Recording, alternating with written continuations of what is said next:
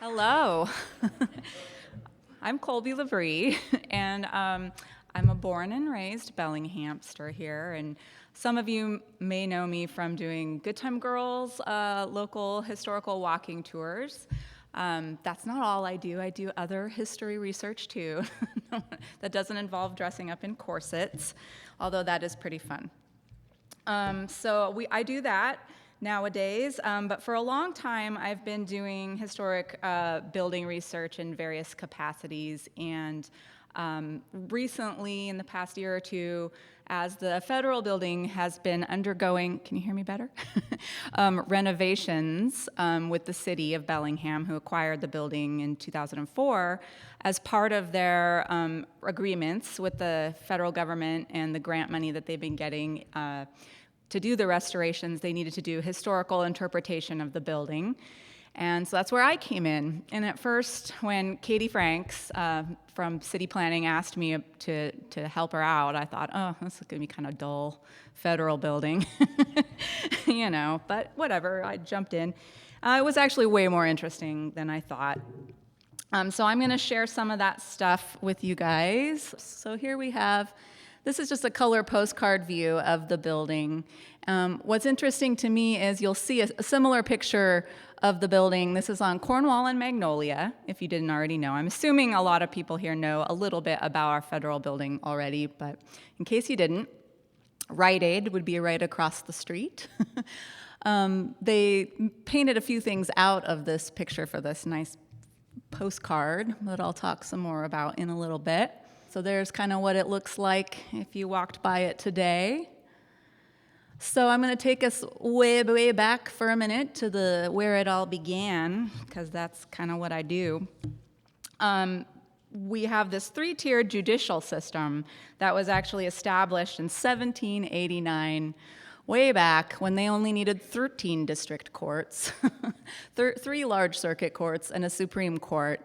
And this was, of course, to oversee disputes that involved our constitutional rights. And the smaller courts took care of a lot of things, and then you would appeal your way up to the Supreme Court. And obviously, as the country grew, so did the need for more courthouses and other federal buildings. As time goes on, in the early 19th century, they set up a federal building program to sort of oversee the construction of all these buildings. Greek Revival style was a big popular one. A lot of the buildings were custom houses and military hospitals in the early days, but then also post offices and federal courts, especially as time goes on. That guy up there is Ami B. Young, who was the first supervising architect that headed the Bureau of Construction, created in 1852, to kind of oversee the whole program of building these federal government buildings. And his tenure kind of transitioned from Greek Revival to Neo-Renaissance styles. And then after the Civil War, they got real crazy with the Second Empire style buildings. They were very elaborate, and it was sort of symbolic to show the stability of the government at that time after the Civil War. During the Civil War, they completely halted building altogether, of course. So this guy, Alfred Mollett, up there was our head architect for a while, and that building that you see pictured is called now it's called the Eisenhower Executive Office Building. It was originally called the State War and Navy Building, which took 17 years to build. Fast forward into the 1870s, you had a financial panic in 1873, and those flamboyant buildings seemed a little too extravagant, so they dialed it down just a notch with the Romanesque Revival style buildings here. This is the Yates Federal Building in Washington, D.C. And then you get into the 1890s, and you get what is called the Tarsney Act of 1893. So what was going on was the American Institute of Architects argued that federal buildings under the supervising architect were actually inferior and more expensive. So the Missouri congressman here agreed with them. This is John Tarsney, who introduced the bill, and that opened it up to private architects to bid on these federal projects. So that also, in 1893, a very influential occurrence was the Chicago Exposition, and the White City buildings there were all done in sort of the Beaux Arts style and was part of this broad classical revival with Greek and Roman influence. So that was a big deal. So that's just an example of the Beaux Arts style, blah, blah. I'll be here all night. Okay. So just a reminder here that obviously federal buildings are kind of symbolic. They're to represent, for a city to get a federal building, it's like, we're important, and that they get the latest architecture and technology, and it shows confidence in the federal government. It was a big deal for cities to get to have their own federal building. This is James Knox Taylor, who became the supervising architect in 1897, and his crew up there. So he was the one who oversaw our federal building and many of our other federal buildings here in Washington State. So he was inspecting sites for Seattle's federal building as early as 1901. But we're going to pop back up here. Most of you are familiar with the fact that in the 1890s, Bellingham was not yet a thing, unless you're talking about the Bay. So all the different little towns along Bellingham Bay and their various family tree here, how they combined. And we're talking about merging completely between Fairhaven and New Whatcom in the early 1900s. And consolidation, one of the big draws that they were talking about was the fact that they could get a federal building if the towns all merged together. So J.J. Donovan, local mover and shaker, he went down to Seattle and came back and he said, oh, the senator says the time has come for a union. So this is Senator Foster. And he was saying, yeah, if you have a federal building, if you consolidate, you can get a federal building. And that would be a big deal for the town because you could get all these people coming to Bellingham from around the region for trials and things, staying in hotels and spending their money. So let's move along. We consolidated, yay. 1903, the election in October, they decided to consolidate, and that took a couple months to get everything together, and in December 1903, Bellingham was officially born.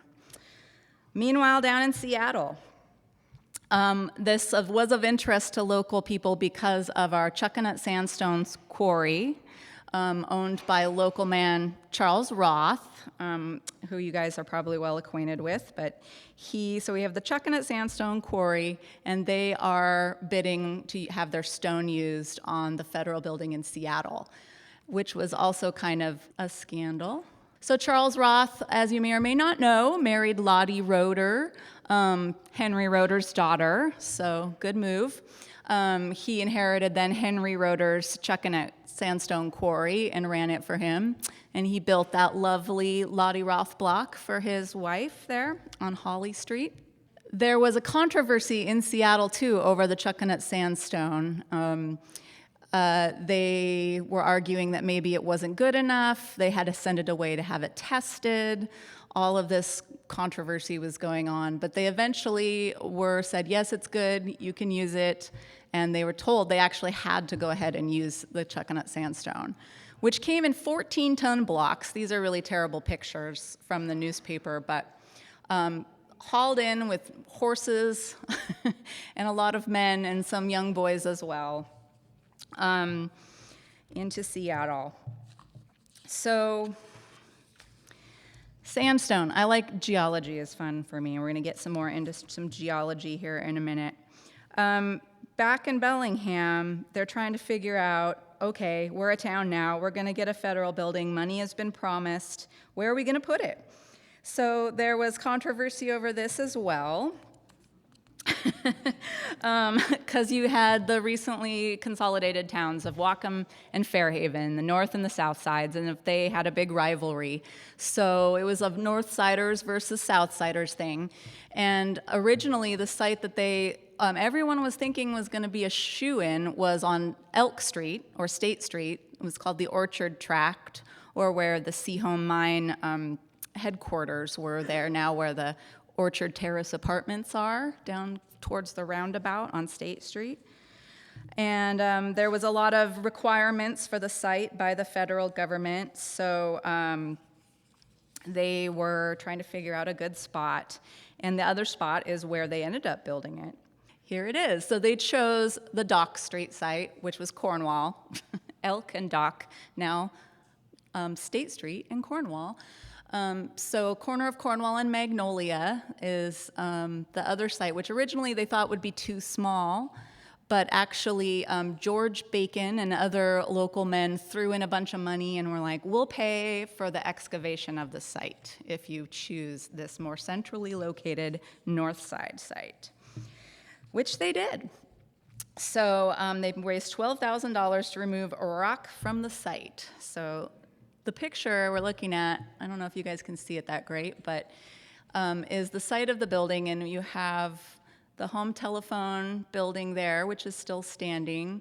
Over here would be Rite Aid and the Elks building, etc. This is Carnegie Library, built behind up on the hill, so that was built in 1906.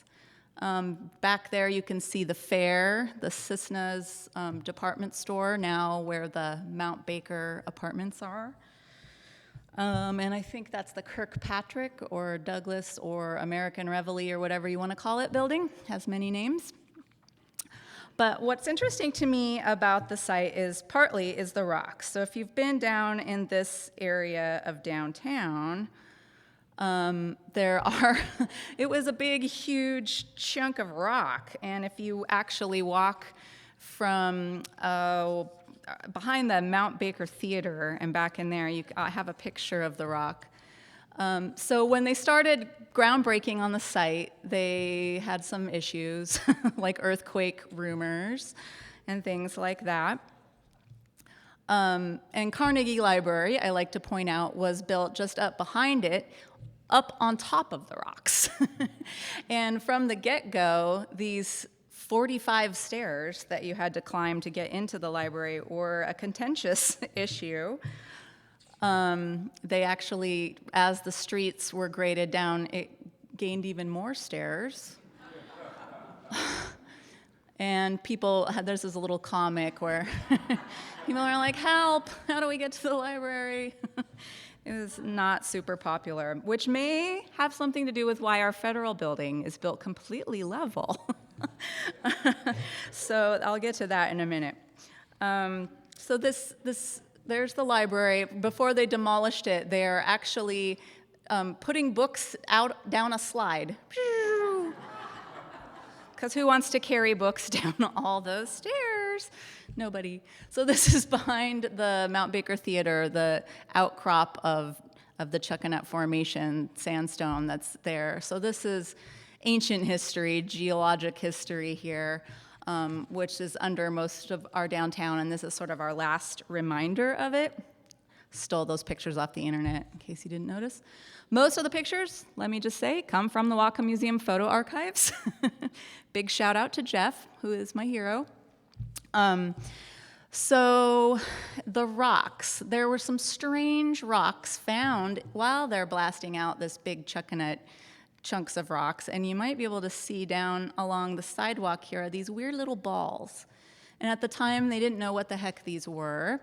And what they are is concretions, which is a cool thing I learned about from this project. So there's a kind of closer up view. And that happens when like a critter or a leaf or anything is sort of fossilized, and then calcium leaches out of it and it solidifies and grows into this neat little bubble ball of rock inside the other softer rock. And so they're finding all of these things, and most of them range in size from a marble up to pretty big, like 2 feet in diameter, but Most were around the size of a man's head, they said. But they were selling them off the sidewalk for $1 for people to take home and put in their yards for yard ornaments. So here's just some photos of people who go and collect these from places where they emerge out of the rocks, usually along beaches and things. Here's some of them that are actually in Bayview Cemetery. They get quite mossy, but it was said that some were being displayed at the trolley station by the cemetery, and then walking around in the cemetery, I started to notice them all around in the landscaping. And also, my parents have two that have been yard ornaments at their house by Whatcom Falls Park, which was built by Charles Cissna, who partnered with Hugh Deal in the early days of Deal Ford. But I'm assuming he must have picked some up and tossed them in his automobile and driven them out there by Whatcom Falls Park and put them in his yard. So when they're preparing the plans for the federal building, they've got the rock blasting out. Hugh Eldridge, who was the postmaster, another familiar name you might recognize. Hugh Eldridge was the son of Edward and Teresa Eldridge, who came to help Henry Roeder with his original lumber mill. And so Hugh here, he does pretty good in real estate, just and is the postmaster. And he has a nice house that you might recognize out on Eldridge Avenue that was built in the 1920s. This is an assessor's photo, probably from the 40s. So it was said that Hugh was instrumental in the design of the federal building plans, and it was said that he was the one who had the idea to keep it at ground level, which was later praised, and the library and all of that. But meanwhile, back in Seattle in 1908, their building is completed, whoop-de-doo. And I just wanted to put this in real quick to show some of the other buildings in the order in which they kind of came around. We got Seattle, 1908, Spokane, 1909, Tacoma is this one in 1910, Yakima, 1912, and both Olympia and Walla Walla in 1914. Back in Bellingham, we've got the plans, but then they changed them. And they're like, Seattle had the same problem with a lot of federal government. It's slow to get things done, and delays keep happening. And they're like, by the time we get this federal building, our city is gonna have outgrown the building, which kind of did happen. And the same thing was happening here, so they actually updated the plans, and luckily the pork was doled out in record time for the newly expanded plans. So they got the extra money they needed and went on with the building. Once again, Charles Roth is having a struggle to get his stone used in this building. And it was this big issue, and they actually ended up, the contractors and the architects refused to use it. And later it came out that the architect actually had interest in the stone quarry in Indiana from the stones where they use them from. So they were shipping from back east, from Indiana and other places, stone that came actually right through the site of the Chuckanet Quarry to get here, which, made a lot of people a little angry. So they promised them in the future a local stone would have a fair chance. So we have the cornerstone ceremony finally happening in 1911. And this is another big thing that the Masons like to do. So they have a big ceremony to lay the cornerstone. You're going to have Congressman William Murphy, the Grand Orator A.J. Craven, who was the superintendent of construction. You had a local band furnishing music, York's band. I'm going to talk about York in just a minute. It's a big to-do. Lots of people showed up. It was a sunny day, September 11th, 1911. And one of the things they do, and it's a Masonic kind of ritual thing, when they lay the cornerstone, they do all this stuff, and they also put things into the cornerstone little cavity. So in there, they actually put, let's see if I have pictures of them here. They put our pictures of Julius Blodell, who was instrumental in influencing the decision to get the building made. and also the congressman there who was helpful in pushing it through in the government. So some pictures roughly like these are probably in there. Also, they put in a Sunday newspaper into there, and was it Wes was saying there's lots of money in there too? Or who was saying that? Yeah, not really, probably not. So we got construction finally underway in 1912. It's coming along, but meanwhile, our guy J. Knox Taylor is being scrutinized for the extravagance and waste that he's spending all the government's money and building so many buildings and all these little old towns all over the place. And so he actually resigned in June of 1912. And swiftly thereafter, Congress repealed the Tarsney Act, and they said it had really only benefited a few private firms, including a bunch of his buddies, and they made rules that towns under 5,000 population cannot have federal buildings. He did a countercharge that basically it was Congress that would dangle these buildings to the little towns. He said, "This is the milk in the coconut. Men in both branches of the federal Congress have been putting their hands into the public treasury and extracting money for public buildings and for other objects as well, in order to make themselves solid with the folks back home." So anyway, for whatever reason, they went a little too crazy building federal buildings.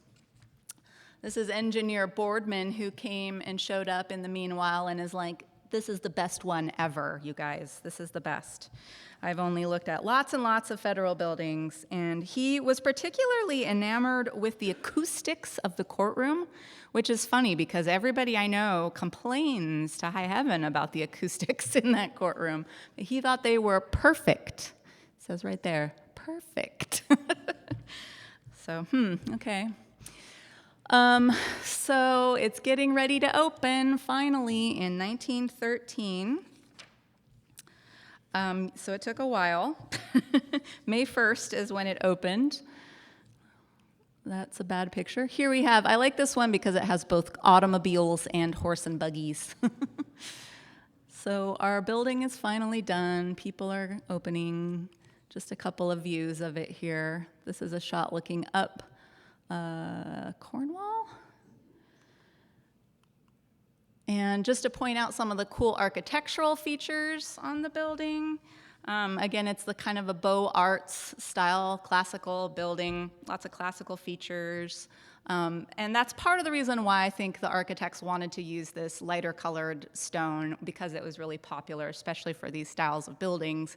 So they were kind of slaves to fashion in that sense. And lots of basically frivolous, lots of cool things. You got a little lion up there. Some of these things are symbolic, like you've got this is called a cartouche, and within it you've got this little bundle of rods with an axe and blade sticking out, like this up here too. So that's called a fasces, and that's some kind of symbol of Roman authority. So there's all kinds of little symbolisms built into this. This is your federal government building. It's very important. Government, justice is happening here.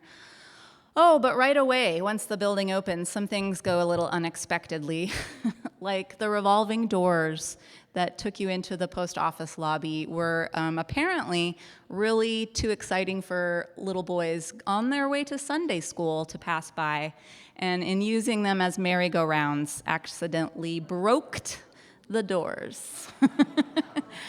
So Hugh Eldridge was a little miffed, and he was threatening with, persecution of these kids for their malicious mischief. But assuming they fixed the doors, another unintended use of the federal building, which I loved, was upstairs in the hallways. There's these nice long hallways, and there was benches around, and at night they would be lit only by moonlight. So apparently this became a favorite spot for spooning. So spooning was just like cuddling. So this is where the young folks were going and sneaking up in there after the offices were closed to do their spooning. And Uncle Sam was not super stoked, and so they put in gates to close off the entry to the upstairs when after hours. So I love that story. So the first floor, as most of you probably are aware, has been occupied by the post office since the get-go. There's our postmaster Hugh Eldridge up there, and a whole bunch of his early staff in this cute picture. So it occupied all the main floor as well as the basement. Here's a bunch of the guys in the mailroom when they opened up their new quarters. Let's see, what else happened? Some of the furnishings had not yet arrived. This one is labeled New P.O. So this must have been around the time of opening, but it's kind of a bad photo. But it's also got names on it, which makes it great. But here's a little better photo. So there's a bunch of the guys in there in the mail room. This is one of my favorite pictures because it's got the ladies. So here we have Margaret McNeil, who is seated, and she took over the Fairhaven branch and became the superintendent of the Fairhaven post office branch later. And then back yonder is Grace Bell. And I found a really fun story about Grace Bell. In September of 1915, she got a new automobile. Pretty fun. And when she came out after work, her automobile was tied to the post office railing with signs on it that said, "Out of order," and she couldn't get it untied. So she had to walk home, and she was interviewed and said that her federal building employees had done this to her for just plain cussedness. I love it. And this guy here, I love this picture too. Here's Frank York in his office, and I love that there's just letters like all over the floor. Post office efficiency here, folks. So Frank, I like Frank because his father, Frank Sr., was instrumental. The York neighborhood is named for him. He was a big investor in the platting and building up of that neighborhood. But Frank here was the youngest son, and he actually headed the York band that played at the opening day. And he must have been something of a dandy because the newspapers were always making fun of him and talking about, here they call him the pink carnation at the post office.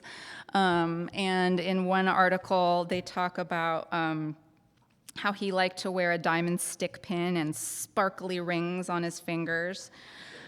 He also ran a confectionery called the Peacock with his wife, which was at 128 West Holly Street, and they had a dancette ballroom at the Peacock.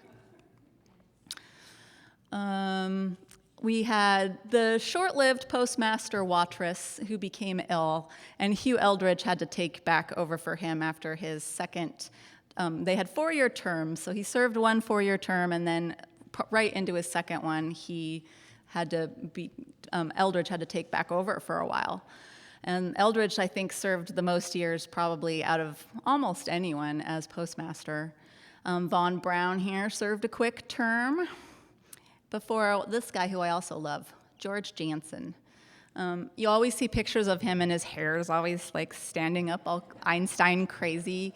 And there's a great picture of him in the Herald where he's using like a dowsing rod. He's water witching, which apparently he was into.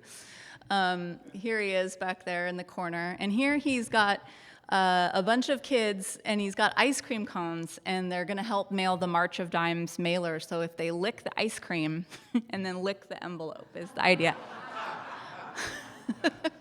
Back and forth. So they actually managed to mail 17,776 pieces of mail, which is pretty impressive. I hope he must have had a lot of ice cream, I'm guessing. I like this lovely picture. This is a lady using the first stamp machine in 1948. And this picture is 1953 postal workers, and their uniforms at this time involve cute bow ties, which I just love. So I believe this is the before picture that's taken right before this one. So in 1953, the town was celebrating a centennial since the arrival of the first settlers in the 1850s, and so to honor that pioneer spirit, they are all growing out beards. They had beard contests, centennial beards. There's pictures of the fire department all doing the same thing. So this is the post office beards. They did a pretty good job, I think. And almost every year, a lot of the photos that the archive has, of course, are Jack Carver photos from the newspapers. And it seemed like there was a tradition of every year from the 40s onward to take pictures of the Christmas rush lineup in the post office lobby. So I just picked a couple of my favorites. 1946. You can see the revolving doors in the background of most of these. So it looks again somewhat like this, although it was changed radically in the 60s and 70s. I love this one. And this one, 1959. I don't know what's going on up here, but I like it. Yeah, the atomic age. Some cute photos again from the Jack Carver collections of postal workers, Harry Kolb, Bill Linderman here in 1953. Jesse Barnes, I don't have a date for this one. And Neil Berg. That's James's dad. I had to get that one in there. I also love the rural carriers. This is Arnold Decker and Aline Jensen in 1953. And a lot of the rural carriers were something we haven't seen a lot of yet, women. So I thought this was a really interesting article because these ladies got like the hard postal job out in the county in the ice and the frigid weather. And it says no complaints. 4 women handled most of the rural routes. So that was kind of interesting. Deep in the heart of taxes, so federal building was where you could go file your taxes. Also, the mailmen had to deliver all the tax returns, which they're preparing to do here. But then it all had to come to an end. The 60s, they started scouting for a new location for the post office, and some of you may have known about the Stenger House that was on the site of our current post office on Prospect there over by the DuPont Street Bridge. It was the original home site of the Stenger family, and I think this was probably their second house, but it was demolished in 1961 to make way for the new post office, which opened in 1963. Still going over there. They had parking problems from the get-go. But quickly they realized, we still need an annex. So even though they moved the post office out of the federal building for a couple of years, I forgot to put the year in there, but it was 1975, they reopened it. And this is what they turned it into in that beautiful lobby. Got a nice modern makeover. Some bell bottoms. It was the 70s. So I want to stop talking about the post office and go upstairs for a minute, because what was upstairs in the federal building? Lots of things. So we're jumping around all over through time. Hope you don't mind. The U.S. military recruiting offices had a big presence in the federal building. And I think the first one in town actually opened in 1916. Yep. Right before World War I. But were especially booming during World War II. Here we have a woman who gave 3 sons to the Navy. This is Mrs. Ruth Esther Bell and her oldest boys, the youngest of whom was 17. And I love that the article described their chest measurements and said they were all perfect specimens of manhood. The Navy wants more young lads like these. They all survived the war. I checked. So we also had women recruiters, which got a lot of play from the newspaper photographers. So the WAC, the Women's Army Corps, was recruiting. That was from 1943. And then you had WAVES as well, which was Women Accepted for Voluntary Emergency Services. You also had WASPs for the Coast Guard. And I like that female Marines were just Marines. They're like, we don't need an acronym, we're Marines. But they did a lot of recruiting. Here's Whatcom County's first wave recruit, Helen Annette. She went by Anne Lambert, age 20 in 1948. And I like this lady here. I remember being her name at that time when she was my librarian at Whatcom Middle School was Ramona Villani, or Mrs. Villani, but that's her and her sister Yvonda signing up for or performing wave work in the federal building. Backing up to World War I, Red Cross was really busy in the building, and at various times they took over various spaces in the building, sometimes taking over the entire courtroom with sewing machines, women mostly sewing bandages and pajamas and things to send overseas to soldiers.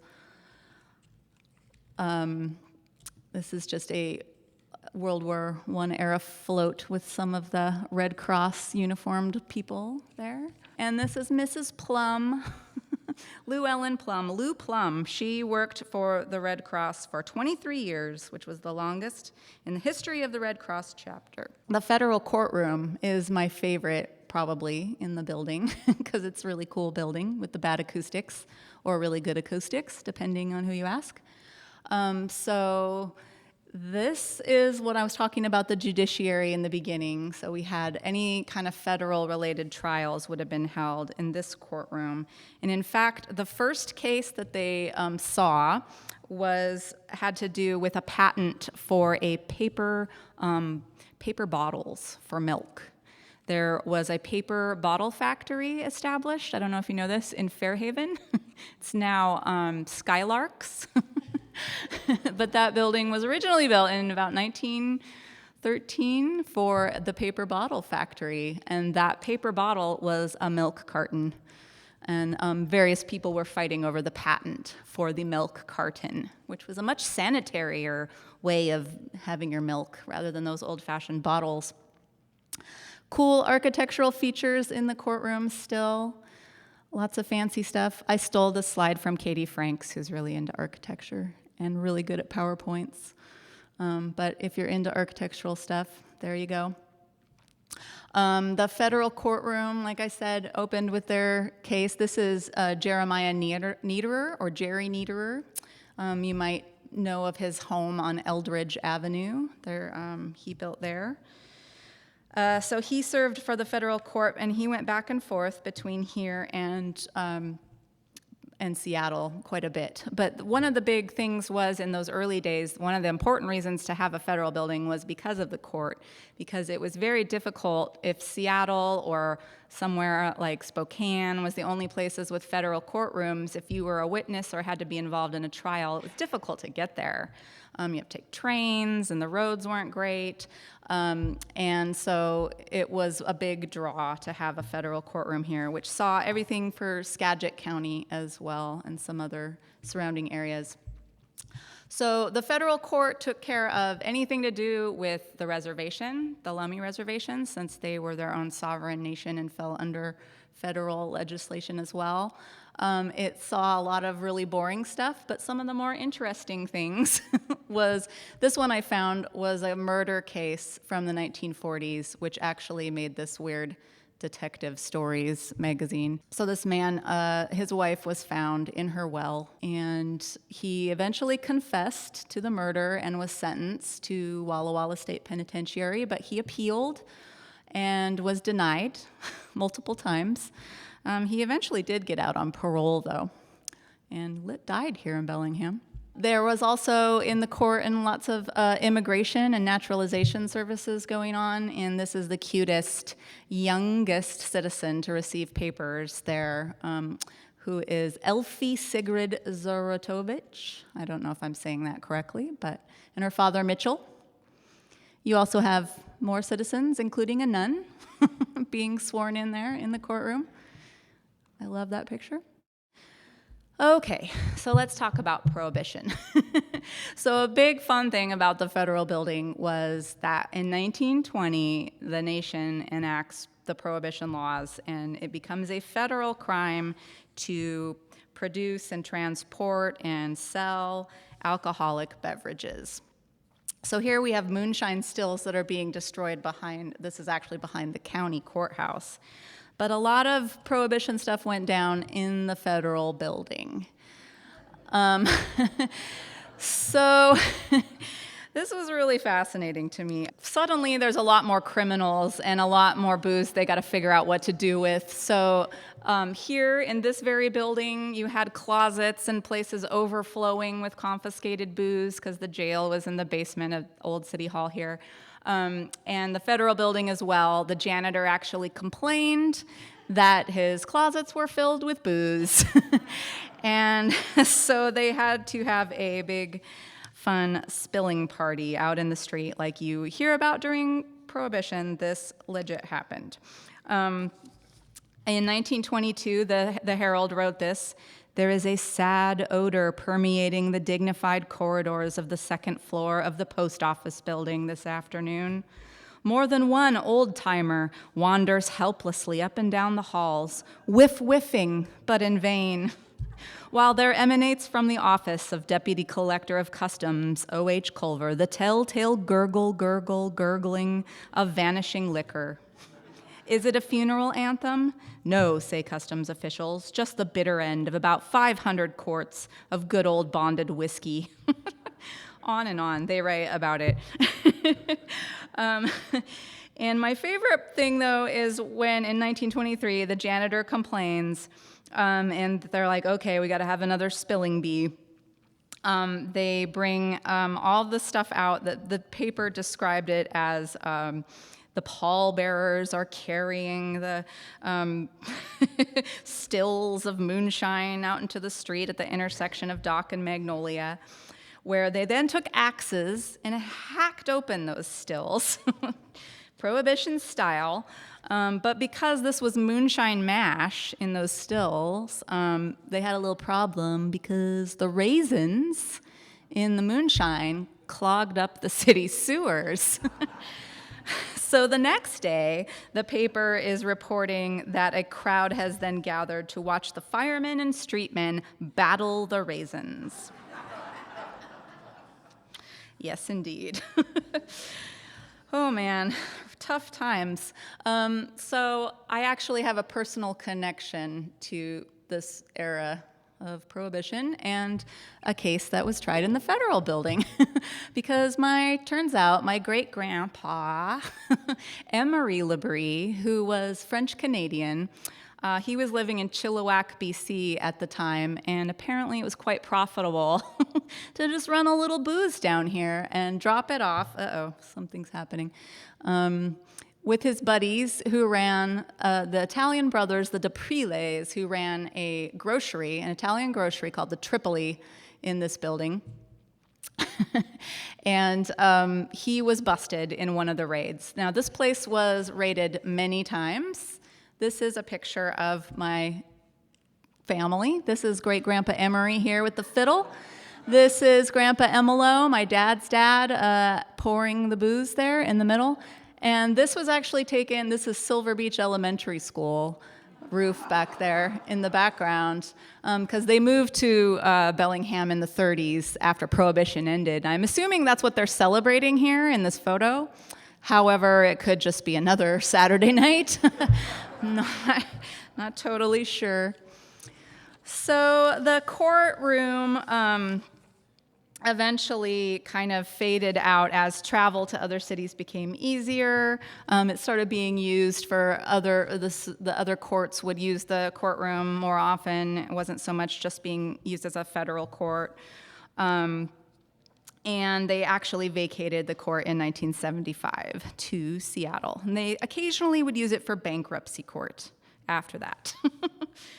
So some other fun things in the building, the FBI. So the FBI came and established offices in Bellingham in the late 1940s. That's when you first see it appear in the building. which is also, coincidentally, around the same time that the toleration for brothels in town really took a big change. And I think being prosecuted by the feds was a little bigger of a deal. So this is Alf Gunn.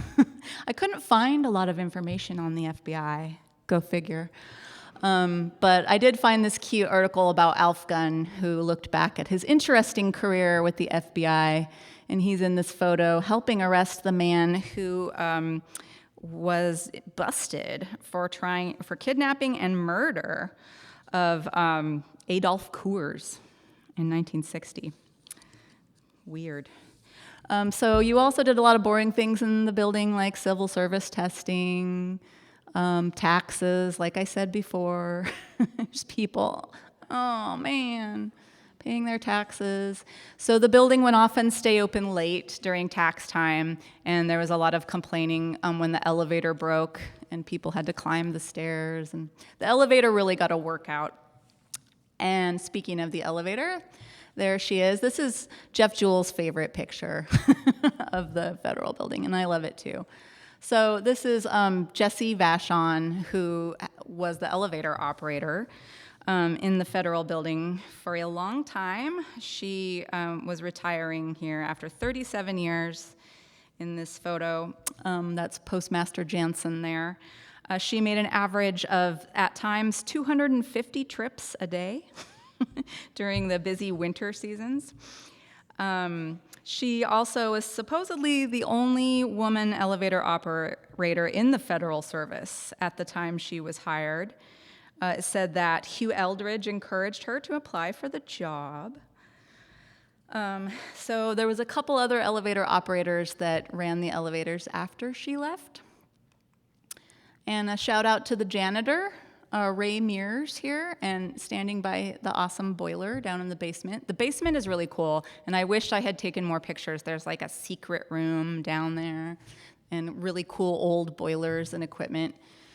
The post office workers would have their locker rooms down there where they'd change in and out of their uniforms. And I wanted to give a little shout out to these guys who apparently hung out on a bench outside the building every day for a lot of years. They were four Spanish War veterans, Spanish-American War vets, that liked to hang out on that bench. And also outside, you had things like protests that started. This actually was the longest-running peace vigil that kind of got started with the Vietnam War beginning in 1967. And that picture up there, there's a guy handing out some little leaflets to some protesters back in the 60s. But this has continued on forever, and apparently was started by Howard Harris, who was an anthropologist up at Western, and he said that he would protest every day, and he didn't really realize he would end up doing it or every week, and would end up doing it for 6 years. He protested the Vietnam War every Friday afternoon outside the federal building. And that continued on, so there's been protests of all kinds of things outside the building, from Nicaragua, the death penalty, Honduras, supporting teachers walking out, protesting homelessness. There was a 75-year-old protester arrested at one point. Lots of protests. Persian Gulf War. And I just wanted to kind of conclude with the story up to today. So the federal buildings, over time, you lost the post office, and more agencies started moving out, and the future of the building was really starting to be questioned. They added it to the Historic Register. In 1979, it made the list. But it was still kind of like, what are we going to do with it? So it languished for a while, and in 2004, the city took up ownership, and as part of that, you can see this is what the lobby had been transformed into. And because now we like things old again, we're like, let's get rid of this makeover and restore it to how it was. So there's been some grant money and some transformations undergoing. Has anyone been over there and seen the lobby since it's opened? It's really beautiful. It took a lot of hard work to restore it. There was carpeting over all this stuff, and they had to restore the old arched ceilings and all of this. More restoring the beautiful tiled floor, which had been carpeted over. So now it looks again like this. They also restored, they didn't put in the revolving doors because, boys would broked them. But they did sort of mimic the entry, the arch, those little curved entryways there, which when they took the revolving doors out, which is what they're doing here in the 50s, it was like, finally, they're getting rid of those horrible revolving doors. Apparently nobody liked the revolving doors. And the elevator, the original elevator shaft, although it's not a working elevator, has been restored and preserved in there, and they added a different new elevator. And a lot of the light, the skylights and things had been eliminated with low ceilings being dropped in and things like that. So they tried to really bring back that lighting for which the original building was designed to let in, which is lovely. Some of the restoration that's been going on. So I think Public Works is in there now. They also restored this door, which had been turned into a window. So that's the eastern door onto Cornwall. Hard guys working hard. And this is a mock-up, so this is not installed yet, but this is part of what all of our hard work and research is going towards, which will be some panels that will be placed up in the lobby there with some historic interpretation on it. I'm also really hoping to get in there and do actual tours of the building, trying to figure that one out soon. I got to take a Seaholm High School class, a criminology class from Seaholm High School, and bring them up into the courtroom and show them around a little bit, so that was really fun. And because the building, the lobby of the post office is open to the public, but the rest of the building is not accessible without permission. You can request a tour if you'd like to go in and get a tour of the building. They're pretty okay with doing that. That's all I got for you guys.